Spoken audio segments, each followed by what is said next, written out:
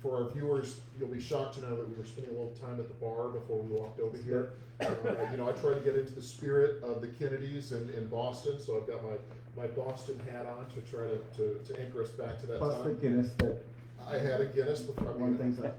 I'm willing to do this just for your visit here Thank you. in Oxford, here at Square Books. Not a lot has been written, of course, about JFK. A lot has been written about Joe Kennedy, about his father. But you go back to not only to his grandparents, but the arrival of his great-grandparents here in America. What brought you to this subject? How did you discover it? And what was important to you about covering this time in the Kennedy family story?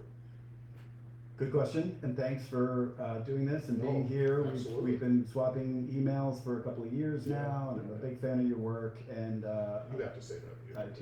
it's in my contract. Yes, sir.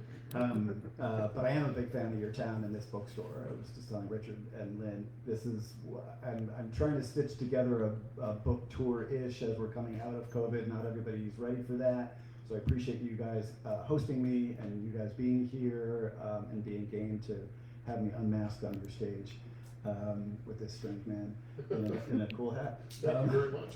But Full out Boston, just for you. But my interest in this, speaking of our respective newspaper days, goes back to my days as a newspaper reporter. Baltimore Sun, 1999. I get sent to Hyannisport. And which is the way you begin the book. Yeah. So the first few pages kind of spell out JFK Jr.'s dead. I'm up there with a mob of reporters wondering, like, where did this all start? That was really the first, like, trigger.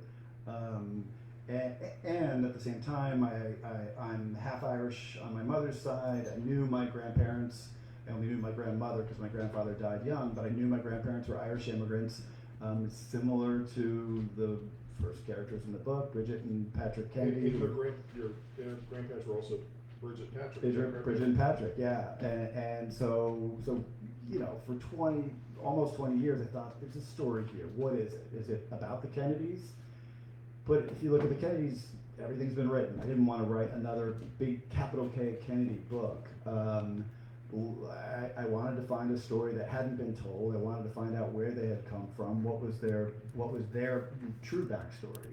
Where in Ireland were they from? What was life like for them when they came to America? Who were the first? What was life like for them trying to, scratch and claw their way up in a country that I knew wasn't entirely welcoming to Irish, Catholic, or immigrants. So that was the start of it, but it took a long time to figure out what's my focus here. A lot of other books got in the way. And I've talked about this before. Honestly, it was 2016 election. Around that time, as a country, we're having different conversations about immigration. Are we a nation of immigrants or aren't we? And what do we value as it relates to immigrants coming here and trying to make a life for themselves? So that's where I started to think, well, that was the Kennedys, right? Like, we think of them as powerful and wealthy and JFK and all that, and the curse of the Kennedys, but it started with nothing. Yeah, and literally nothing, even below nothing. Yeah. So getting into this early time, and you start with Bridget, and you start with her story. Did you go to Ireland? I did in 2006. This is evidence of how long this book has taken me to figure out. And this is JFK's great-grandmother. Yes, great-grandmother. Yep. Yeah. And she came over from what county? County Wexford, southeast part of the country. And for those people, and again, I'd heard these stories, and I've seen them in documentaries and whatever, but it was just such a harrowing experience, because I think everything's kind of sugar-coated with history over the years of, like, oh, they just got on a boat and they sailed over from Ireland and they started off, and this was not a luxury liner there, Rod. Tell us about the experience you go into great detail about the immigrant experience, the Irish immigrant experience, getting over to Liverpool and then coming through. So tell us about that. Yeah, the crossing was ridiculously treacherous, and briefly to your point, I wanted to explore that and not just pick up the story with Joe Kennedy and then his son's running for president, which is much of the Kennedy story. I wanted to show that in Bridget's case, she is faced with the Irish potato famine in the 1840s. She grows up on a small farm in southeast Ireland. a farm that was owned by absentee English landlords, because pretty much all of Ireland was owned by absentee English landlords. They didn't own their own land. They didn't own their own farms. They were tenant farmers. So when the potato famine hits, they're in big trouble. And some of them held on to their farms, like Bridget's family did and the Kennedy side did. And then many others just left, decided, all right, here's an opportunity to find a new life for ourselves. Interestingly to me, Bridget represents this wave of female emigration from Ireland. More Irish women left Ireland during the potato famine and for the next 50 years, more women than men. I thought that was fascinating. I thought it was fascinating how you began the book, talking, starting with her, as the matriarch of the line, and of course her contributions you go into later. But I didn't know that. I didn't realize so many women had come over on their own and had this plan. Yeah, and I think it says a lot about all of those women, and in this case Bridget, taking this chance to get on a small boat to go to Liverpool, as he said, this city that's being overwhelmed by Irish refugees, by the tens of thousands. And then from there, trying to find a ship to take her across to America, scrounge up the money. We don't know how she did it, but she found enough money to make it to America. These ships were dangerous and overcrowded and full of disease. Many of them sank. They're called coffin ships. Coffin ships, yeah, rightly so. And I found a diary of one of the passengers of the late 1840s describing the bodies being thrown overboard, just plunk, plunk, plunk all day long. Kids being born at sea and dying because there's no medical care, no doctor, wrapped in a cloth, thrown overboard. It was treacherous, but I think it says a lot about Bridget and the other women who were coming to America, that they were willing to take that risk. And I think the other thing is interesting. You talk about how many women were named Bridget. I Yeah. know that almost the majority of Irish women were named Bridget, to the point where it was almost like a stereotype. Yeah, of Bridget the maid. Bridget the maid. Yeah. Well, and later I described my own grandmother Bridget, born Bridget, and when she came to America, she changed her name to Della because she didn't want to be known as Bridget the maid, even though she was a maid when she got here. So Boston is a city that I've been fortunate to get to know over the last 10 years, writing about Boston, and it is the most, obviously most Irish city in America, or is the most Irish city in America. And to see that power base, but still there, the culture, the history, everything, it's easy to forget, getting connected to the modern history, the modern connections, and the celebration of Irish heritage that is so part of Boston now. To look back in your book, this was so fascinating to me of how vilified the Irish were coming to Boston. What about that experience when potato famine? There's how many Irish are coming into Boston to flood into a city that does not like Irish, they do not like Catholics. Yeah. What is this environment they're finding themselves in? Yeah, it was remarkable to me. I mean, some of this I knew, and a quick aside, it's one reason I thought this would be a fun conversation, you having some understanding of more recent Boston through Spencer, and to look back and think, well, there was a time when it wasn't Irish at all. It was run by old school Brahmins and these, old families whose names date back to, the colonization of America in the first place. When the potato famine hit and the Kennedys are joining these first waves of immigrants coming here, tens of thousands of immigrants are showing up on our shores. I mean, it's understandable that people freaked out on one hand. On the other hand, there was an initial display of support for the Irish as they were facing this famine, and people were starving. 1 million people starved or died of disease. But then when they start showing up in Boston on the docks of the North End or East Boston, Bostonians were like, whoa, wait a second, we didn't think you'd come here. And they didn't want Irish, and they especially didn't want Catholics. I mean, I think that was the big resistance. It was partly, these strange, poor, mostly rural Irish coming to, at the time, somewhat urbane, big city, one of the bigger cities in America, but bringing this religion that people just didn't understand. I mean, it was the first large-scale wave of immigrants to America. And you don't have to, you're talking about what was inspiring you in the time frame that you're writing this, to draw parallels to what's happening in America right now.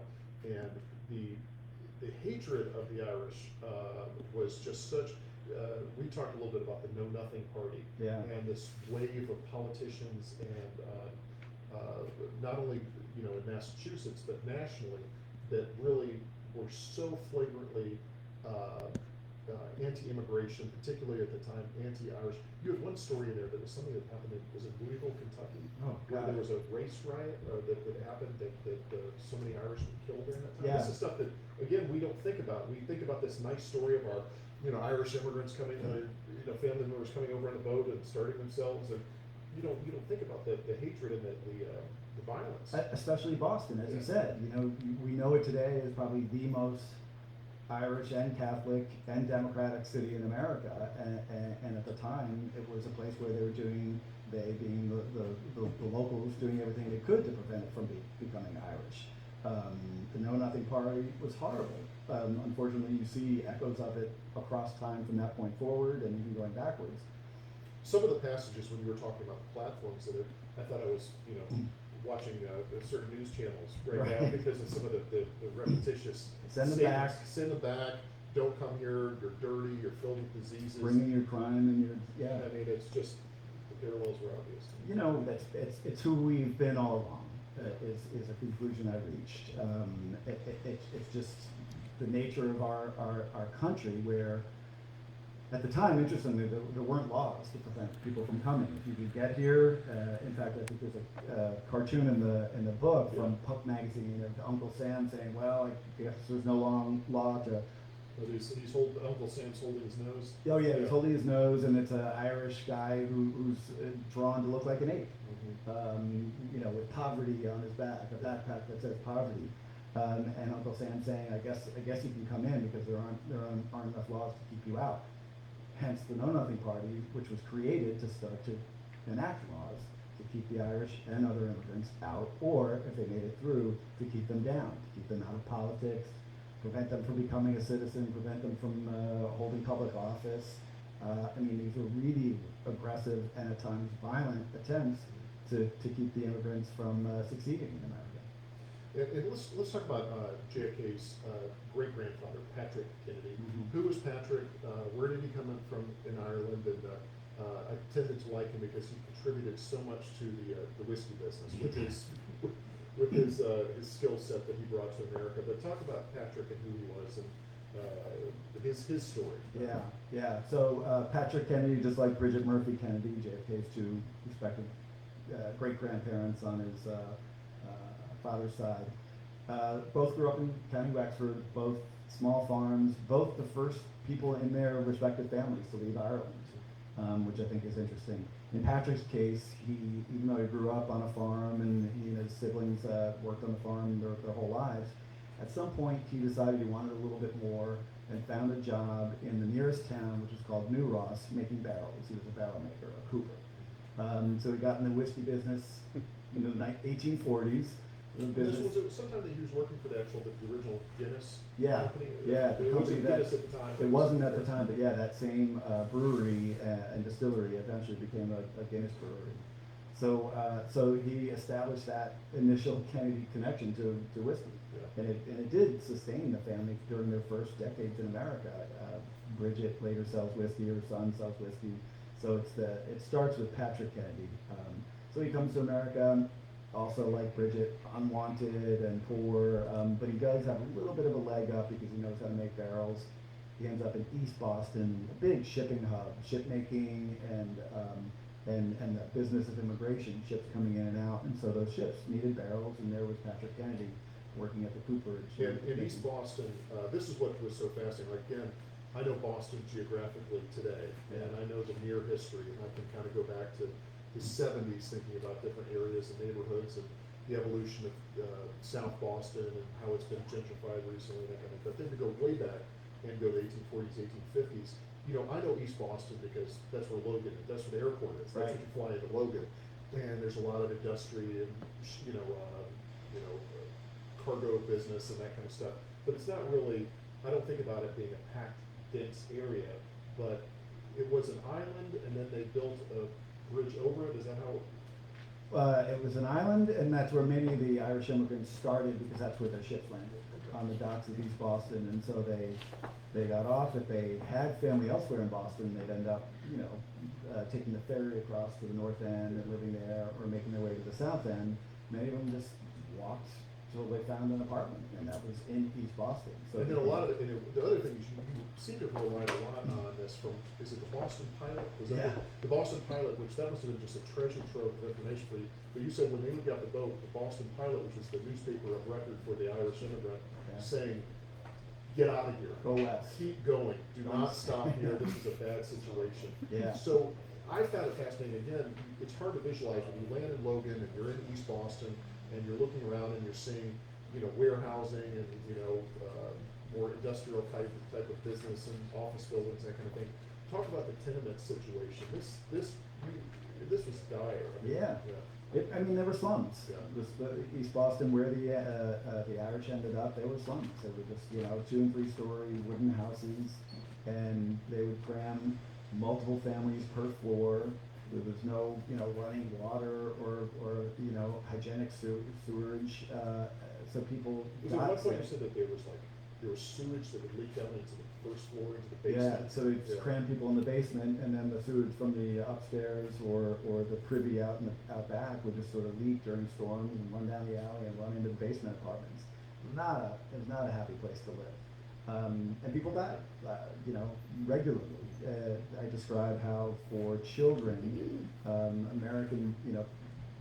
American-born children of these Irish immigrants, the life expectancy was 5 years. Right? And so in the case of the Kennedys, Bridget and Patrick, their first son, John F. Kennedy, makes it to 20 months before he succumbs to one of those illnesses. And talking about the political situation and what the Irish found themselves in, they had a hard time even burying him. Yeah, they had to leave Boston and bury him in Cambridge because there were no cemeteries for Catholics. None in East Boston, one in all of Boston in the South End, but that one was always full or being shut by the city for various violations, allegedly. And I'd say in the opening pages, Boston didn't want the Irish in its soil. They had to leave to bury their own dead. And talking about that, so how did they meet? How did Patrick and Bridget meet? We don't know exactly. There's some evidence that they might have been distantly related, distant cousins. I think a lot of Irish, they would come, you mentioned the Boston Pilot, right? Like, people would come to America, they would pick up a copy of the Boston Pilot and look for a family name. Hey, Bridget Murphy, she places an ad for $1 that runs for 4 weeks. She didn't. I couldn't find evidence that she did because she probably didn't have the money. But I'm looking for my brother or my cousin or my uncle who moved here 5 years ago. It hasn't been heard from since. Please, write to me at such and such. So there was right away this effort to connect with family and find someone you knew. In Bridget's case, she connected with family members, last name Barron, and I found that Patrick Barron, again, everybody's named Patrick or Bridget. Patrick Barron worked with Patrick Kennedy at the cooperage, at the brewery back in Ireland. And so they met up, worked together at the cooperage in Boston, and I think that's how Bridget and Patrick got introduced. I could kind of visualize you're talking about this whole scene, especially as East Boston kind of spilled into the North End. And then for you guys that don't know Boston or haven't been there, but the North End now is really equated with being very Italian, Right. which at the time was not, but now, but to think about those old, bars and in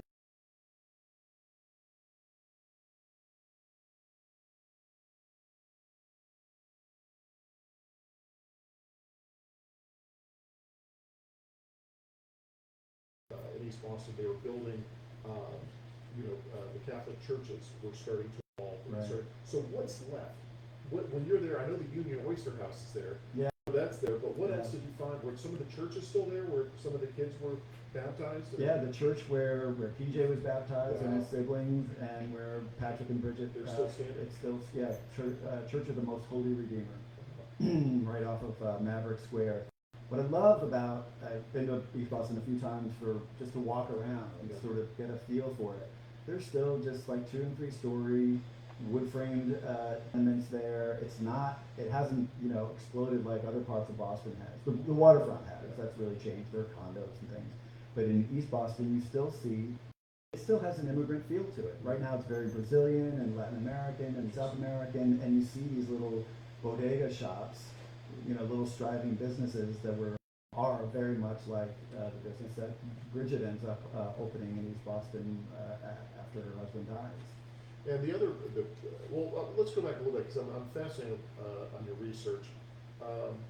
When you decided to write this book, when you decided to get into it, did you go to the JFK Library? Where did you start, and where were your primary places to start digging into this information? Because going back to your bibliography here, I mean, I don't know how you kept all this stuff straight. And I don't know how you kept all this straight, not only just the stories, you got Patrick and you got Bridget, but then you've got their cousins and you've got how did you keep this stuff straight, and then where did you start for this, digging into this story? First, I'm keeping it straight. Scrivener, if any writers here have ever used Scrivener, it's amazing. I don't use it well, but I know how to use it for footnotes and endnotes. I can kind of keep track of where I'm getting my information.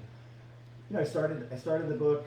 We talked about JFK Jr.'s death. I started reading about the Kennedys. Couldn't quite find what I wanted. I went to Ireland and I met with family members on Patrick's side. The homestead is still owned by. That was fascinating to me. That was another thing, that the fact that finally it's the same Kennedy family still owns the homestead from back in 1800s. From back, yeah, it's remarkable. And they were able to buy it. It's in the book. Not till the 60s. Not till later, yeah. It took them forever. So I go there, but I realized all of the stories I'm coming up against are about Patrick. Patrick the barrel maker. JFK goes back to New Ross, where his father, great-grandfather worked, and gives a shout out in 1963 to his grandfather, the barrel maker. But nobody talks about Bridget. And so one reason I think it took me so many false starts is because I wanted to know about her. Some of that led me to the Boston Pilot. She's not mentioned in any. Are you looking at microfilm? What are you doing? It's online now. Okay. So I started. This is what I love. I love going to archives and libraries and digging and getting my hands dirty with old stuff. In fact, Tuesday next week, I'm going to the National Archives in College Park to do research on my next book. And I can't wait. It just opened up or reopened. So I love that. When COVID hit, I thought, this book is done. I'm in trouble because I was in the final stages and just had a lot of things I needed to fill in. There's so much online now. It's unbelievable. The Boston Pilot you mentioned, every page of every newspaper going back to the 1800s is online. It's crazy. I had that experience with 15 years ago when I was working on a project. I had to go through microfilm, and I had to get the library here that I missed to order me microfilm to watch. And I recently went back because I hadn't worked on an historic project in a while. And the guy said, you don't have to do this anymore. It's all online. It kind of embarrassed me. Like, damn sure, I pull it up and it's right there. I don't have to go and look. But I miss that scrolling through the microfilm. Yeah, I do too. Except my eyes are grateful to have it, here instead of scrolling through. A lot of newspaper research for this book. But I did go to the Kennedy Library early on, as well as reach out to Kennedy Homestead. Yeah. It's a great library. It's part of the National Archives. But they kind of said, Bridget, we don't really know. They just don't have a lot of information on her or Patrick. They have more on PJ. And they did, one of the things that got me back up and running on this was the announcement in 2017 by the JFK Library that they were processing and were soon to be releasing the PJ Kennedy papers. PJ is Bridget and Patrick's son, surviving son. He became a politician. We'll talk about him, but Sure. His papers were left behind, and it took forever for some reason. Why did it take so long to come into it? I don't know. I mean, I think it wasn't in their possession for a long time. It Yeah. was with the family, and then a family member finally said it belongs with the JFK Did Library. anyone really, PJ's so fascinating to me because he really is the start of the Kennedy Dynasty. So, had much been written about PJ before your project? No, Because no. he is such an influential character, not only in the story of Kennedy's, but in Boston political history. Yeah. So, let's talk about PJ. So PJ is the only surviving son of Bridget and Patrick, raised by his mother primarily. Talk about that handoff of PJ's rise into the politics of the time, but also the Irish power base that started to rise during this period of the 1800s. Yeah, and I think it surprised me that more hadn't been written about him as I learned more about the important role he played in that rise of Irish democratic politics, sort of turn of the century around 1900. Because it was still dominated by Republicans at that time. Totally, yeah, full on. I mean, Yeah, Brahmin, I guess. yeah, Brahmin, aristocratic or fake aristocratic, the Puritans who really controlled things for so many decades. So PJ is the son of Bridget and Patrick. His father dies when PJ is 10 months old. Bridget raises PJ and PJ's siblings.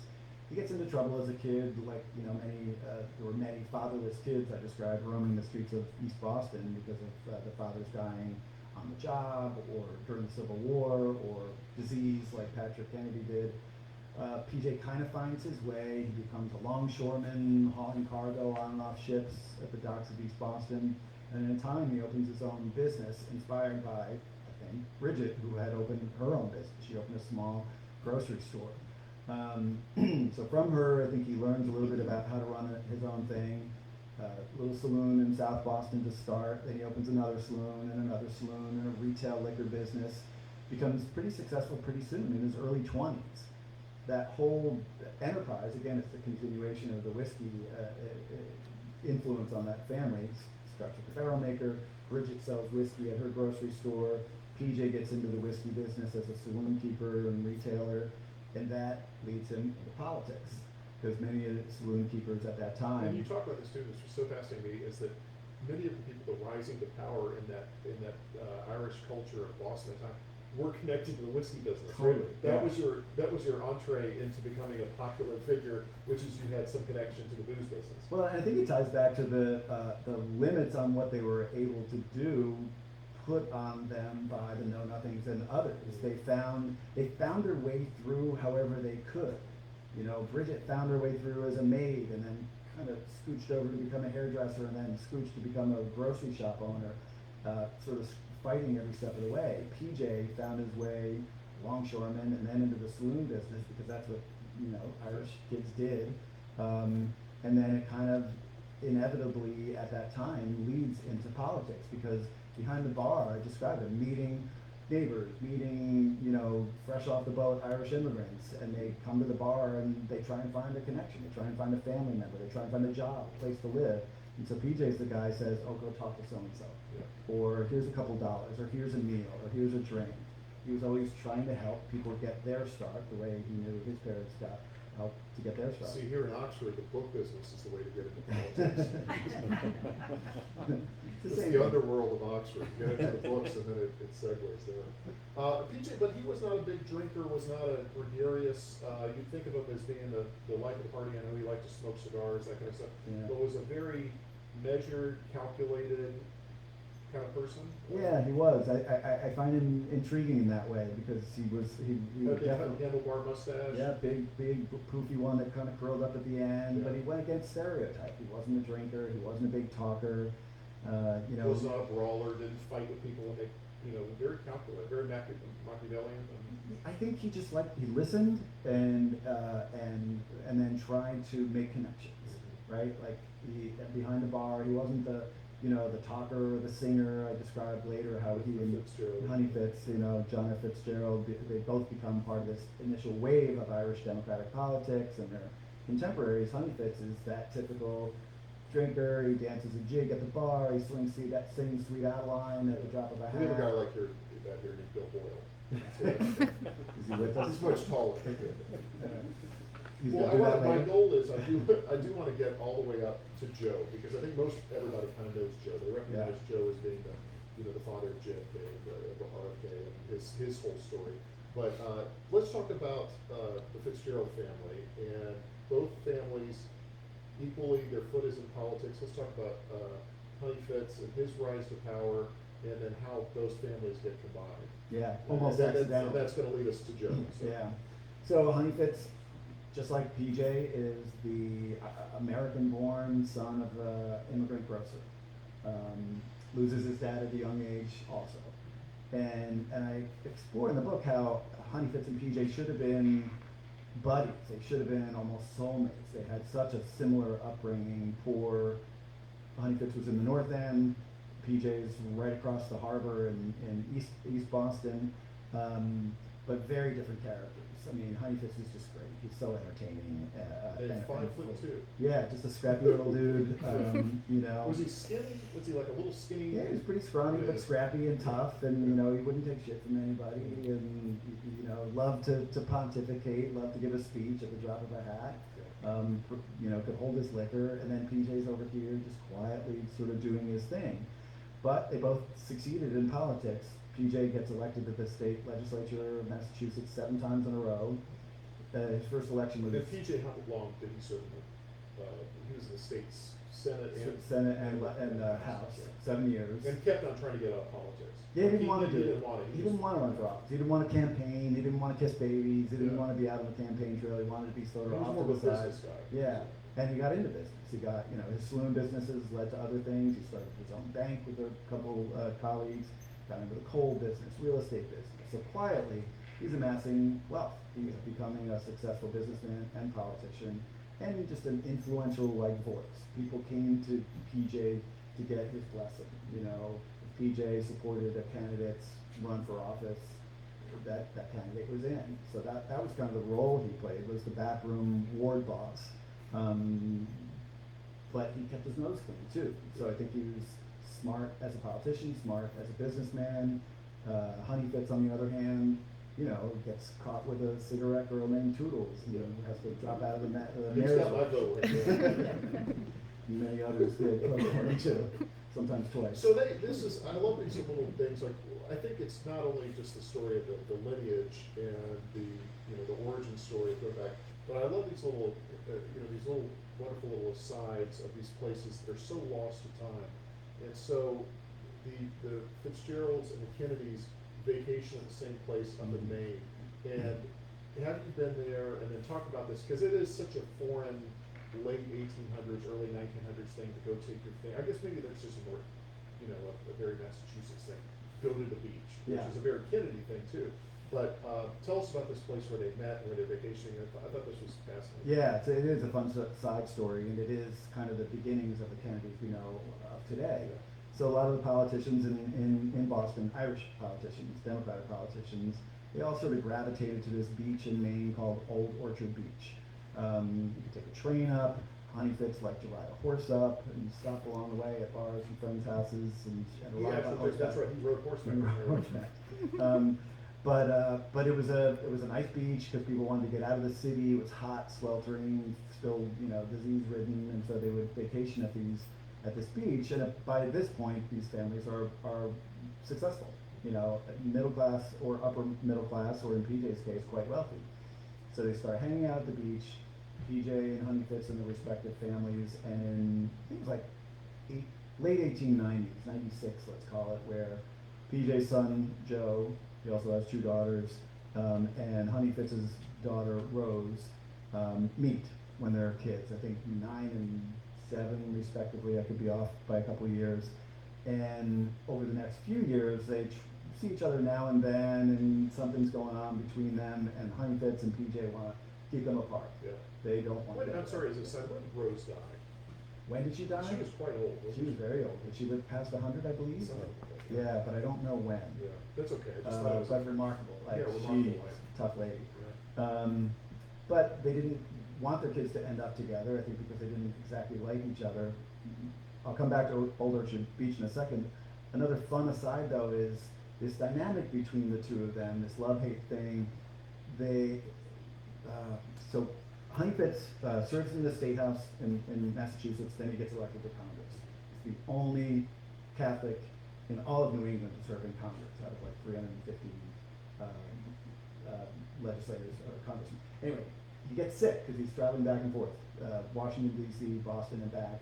And his doctors tell him he's got to take a vacation. They send him to Asheville, North Carolina. I'm headed there tomorrow to one of these spas because he's got tuberculosis, which is the illness that killed PJ's father. Even though Honeyfitz and PJ are often at head to head with each other, supporting different candidates, getting pissed off at each other, Honeyfitz invites PJ to come to Asheville with him. and help him recuperate from the same disease that killed PJ's father.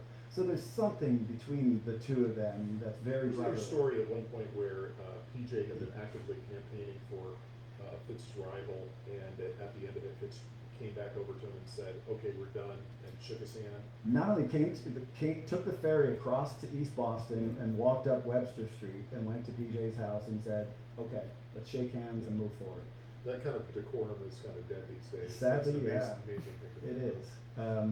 But, move forward and their kids did end up, marrying after subsequent vacations together at the beach in Old Orchard.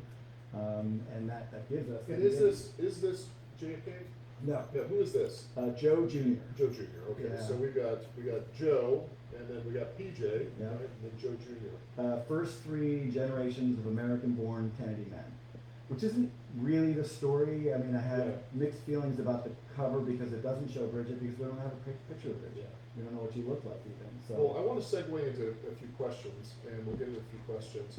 I think one of the things it's just a fun read, and also you have some, believe it or not, there's a lot of humorous asides. Like when you talked about the place where they're vacationing in Maine, you talked about all these great fireworks displays that they had, whatever. And then you mentioned that, by the way, the Grand Hotel there burned to the ground in 1898 Yeah. because of a fireworks display. Exactly. And there's these great little historic facts that are put in there. But I think what you did brilliantly is you took it on a subject that may have scared other people off, because there's a lot of holes in that Bridget Patrick early day story, and even the very early days of PJ, that are blanks. And I think you do a beautiful job of filling that in with, we may not know exactly what happened to them, but we know the story of what happened to people like them. We know what was going on in East Boston. So when were you first worried that there was not enough information to go about? Terrified. And then how did you come about the idea of saying, that's okay, we can tell you about their experience of others like them, because there were thousands of people like them that came with it. That, I mean, you're poking right at my soft spot, because I was really nervous about that. There's just not a lot that's actually known about certain parts of their life. They, like you said, they're just blanks. And there were times where I just got cold feet and decided I can't tell this story. There's not enough to bring Bridget and Patrick to life. I kept hoping for that pot of gold, that, trove of papers, which I did get. with Not the PJ. stereotype of the Irish. No. But I at some point I just decided I gotta figure this out. I gotta find a way to bring them to life no matter what. I did at times try and channel my grandmother Bridget, just sort of picture her as I pictured Bridget Kennedy as I was writing certain scenes. But I did find a lot of information about what the experience was like for others going through the same stuff at the same time. But I didn't want to make shit up either. We've all read certain nonfiction books where you can tell that the writer's just going a step too far, assuming that they know certain things, or writing it in a way that's, we can imagine what she was thinking at the time, or she must have been. Yeah, I didn't- there's none I didn't of want to in do there. that. Yeah. I wanted to show, here's what it really was like Yeah. for these people. And here's Bridget right alongside it. Therefore, draw your own conclusions. She must have had the same experiences without. Well, I think with the details from that time, the potato famine, all the way through the horrific experience in the coffin ships, all the way to bringing East Boston to life. That was just, like I said, I've spent the last 10 or 12 years, spending time in Boston and communing with Boston history, but that was something I knew nothing about. Is that where you got the hat? And that's where I got the hat. I actually came with free with a gold suit. I'm going to open up questions to you guys out in the audience for Neal, and you guys have at it. And then I have a few extra questions for you on top of that. So does anyone have any questions to start things rolling? First question's always the toughest. Well, I got one right there. Bill? Yes, sir. You talk about the politics in New York, which I'm familiar with. Obviously, Tammany's famous. Was there an organization that actually first started organizing the Irish Catholics into a political force? That's a good question. So Bill asked, I'm going to repeat the question, which is, friend Bill here is from the New York area, and he said, was there an organization that started getting the people together in the Irish community to start a political force during the 1850s, 1860s, 70s. Yeah, yeah. Yes and no. There wasn't a single source. In fact, there was a lot of infighting among the upstart Irish Democrats, like I described. You know, PJ and Honeyfitz sort of battling each other. It was very ward-based. Like, you know, each district had its own ward boss. PJ was in East Boston, that was Ward 2. Honeyfitz was in the North End, that was Ward 6. And there was always a ward boss, like they were called the boss. In time, Honeyfitz becomes the ward boss of his ward, and PJ becomes the ward boss of his ward. But there was a Democratic city committee for each ward, and then there was an overarching Democratic city committee. It became somewhat hierarchical, and you actually ran for those offices, sort of within the Democratic Party. You ran for leadership positions within the Democratic Party. They got their act together relatively quickly. The first Irish Catholic mayor to be, person to be elected mayor of Boston was 1885. So for a city that we think of as Irish and Democratic and Catholic, it took them a while, but that 1885 moment was kind of the trigger point, and they really got their act together and became organized around the machinery of getting more and more of their people elected.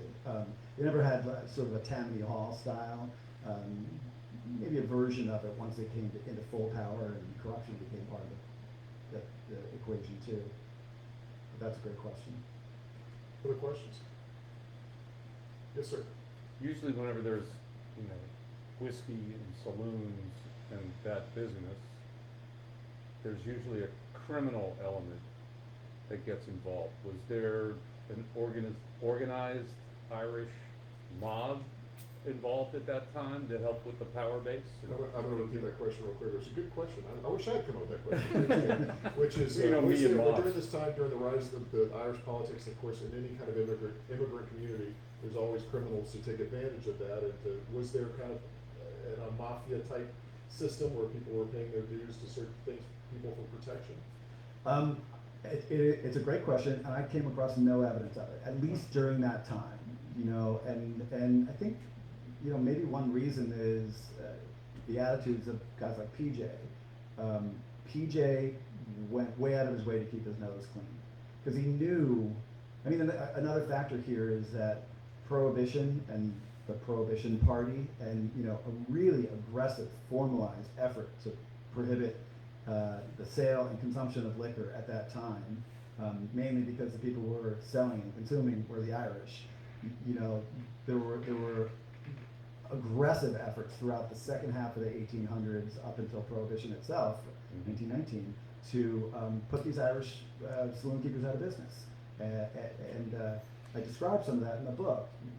You know, PJ as a legislator had to keep swatting these bills aside that would try and, you know, upend just normal business for saloon keepers in Boston. There was a period where, when he was a saloon keeper, he had to serve food. People had to be seated at a table. There was no, quote, perpendicular drinking allowed in Boston. Kind of And like so Water Valley. Yeah, we have a version of that here called the Baptist. Well, it's true. It's the Yeah, same thing. sure. You know, it was efforts to sort of moralize through legislation. Yeah. And But by PJ keeping a cool head, at one point you make the stories, his businesses continued to survive. yeah, I think a lot of people, you know, there were petty crimes and, you know, not having a license or, you know, serving an underage kid, the same stuff that happens across time. So the dummies went out of business, and smart guys like PJ stayed in business for a long time. I found a liquor license application from late 1919, just before Prohibition went into effect. So he was working it till the very end. Cool. Other questions, guys? Yes, sir? We were talking beforehand about the present-day Kennedys and the extent to which they may be, or perhaps are not, interested in this, and I'm wondering if you think that that's because others have tried to penetrate this long ago history of the family and decided not to write it as you did, or do you think that, I'm just sort of wondering, or there, as you said, you know, there's so many Kennedy books and there's so much stuff in the news about the Kennedys all the time that they're just kind of numbed by that at some point, I guess, and are wary of anything new. So what here do you think you might have that would surprise those Kennedys and make them interested? Because I think all people are essentially interested in their own family history. And I think for, Richard Hillworth has asked that question, and I think that Caroline Kennedy has been here a few times, hasn't she? I think just once. Yeah. Yeah, Caroline. Yeah, she's here, and what he's asking is basically, what some of the Kennedy family has shunned some of the information of the whole story of the Kennedys. What in here in your book is new that possibly could entice them to be interested and celebrate that part of their life that maybe has not been told? Yeah, I mean, Richard and I were talking a little bit before this conversation up here, and I was describing, I tried to reach out to every Kennedy family member I could and get their take on this and tell them, this isn't, another one of those Kennedy, probes into something seedy. I really want to bring to life the backstory of your family. And, many of them were gracious and talked to me, but the response across the board was, we don't know. Like, good luck with that. I got a nice note that I saved from Maria Shriver saying, good luck with your book. I look forward to reading it and learning more about my own family. Well, They just didn't know that piece of their own history. And I think part of that, we were going to get around to Joe, part of it I think is because Joe dominated that family story from his, when he became the patriarch, back in the day. And so I think the female side has been overlooked very much so. I would hope that the extended family would look at it and think, oh, Bridget, that's pretty cool. I didn't know my family is here because of a poor, widowed immigrant maid named Bridget, maid turned grocer. So I hope it brings to light just a couple new pieces of this story that complement what we already know or think we know about the story. And also, I hope it maybe just undermines a little bit the Joe dominant story of that family. Well, I was surprised that PJ had it because he's a book all unto himself. You Yeah. can just do a whole book on PJ. I mean, he was a fascinating character. Just his the way he dealt with politics, his rise to power, his beginnings. I mean, that's a whole movie right there, a whole miniseries. I think he's fascinating. Oh, He's yeah. great. And, an example of that is Joe Kennedy, back in the 19-teens, was touted, and this gets repeated in every book, youngest bank president in America. And I read all these books, and very few of them mentioned that it was Daddy's bank. PJ's Right. It didn't just happen. His father was, so. He laid the groundwork. He did. He did. Yeah. He did it, or I guess Bridget did, actually. Right. Other questions? We have time for maybe one more question? Actually, I have one. So you said you did go to Ireland and talk to some surviving family. So first of all, what was that experience like, and how cognizant are they of the Kennedy name and the influence it has here? Like, what was the experience like? Yeah. The question Dustin had was about, going back to Ireland, meeting the Kennedy family, and how aware, proud, what's their sense of the American Kennedys from their own story? Yeah, I went to the Homestead, as it's still called, and they do school tours, and they'll let people like me show up out of the blue. I mean, I call them in advance. But I think because it's so many generations down, they have an appreciation for their connection and the family farm's connection to the history of this important American family. And I think they do what they can to keep that alive. But again, they don't know a lot about Patrick's life and Bridget's life. Interestingly, speaking of sort of the difference between the male versions of the story that have survived mostly, and then the female versions that haven't, I go to the Kennedy Homestead, which is still intact, the old whitewashed stone building. Is it the original building? One of them Or is, okay. yeah. I mean, it's been over time, but at least one of the buildings was in existence when Patrick Kennedy left home, 1847, which is remarkable and pretty cool. But then you go to Bridget's farm and it's a pile of rocks. Nobody knows anything about her side. So that, they still play off the Kennedy name, It's still important to them that JFK came to New Ross and then down the road to Was he the Somerset. first, you know, you mentioned that in the book, did PJ ever make that trip, did Joe, PJ did, Joe didn't. Joe never went to Ireland? Joe didn't care about his Irish past. I mean, for the most I thought he may have gone over just to get some whiskey and kind of a conduit between those two places. No, but interesting side note, his whiskey, he gets portrayed at times as a bootlegger during Prohibition. He wasn't a bootlegger, he didn't like, later he Yeah. imported whiskey and was a legitimate whiskey or, liquor importer. As his wholesale. father was. Right, Yeah. but the whiskey that Joe had access to during Prohibition was his father's liquor. Mm. Because when PJ was forced to close all his saloons, he and Joe took all the boxes of liquor and put it in the basement of PJ's house. And then every once in a while, Joe would go there and get a couple bottles and take it to his friends or bribe somebody with it. So that's where the mythology. But of that is is. always the mythology that the Kennedy dynasty started with Joe's bootlegging, and that's just not true. Not true. It all started with PJ. It did, yeah. There's so much in this book, I just think that it's very fascinating, very American, extremely timely, talking about how we're dealing with immigration, knowing the divisiveness, the ugliness that we have in America is not a new thing. This is something that's been going on forever, and it gave rise to power of one of our most famous and most influential families. And which hopefully is a reminder that, the next, poor immigrant family that comes That's right. here could be something remarkable if given the opportunities. I think that's it. That's the Yeah. whole story. It's a wonderful book. The first Kennedys, guys. Neal, thank you so much for coming. Ace, to thank Spring you. Books. Great to be with you. Thank you so much.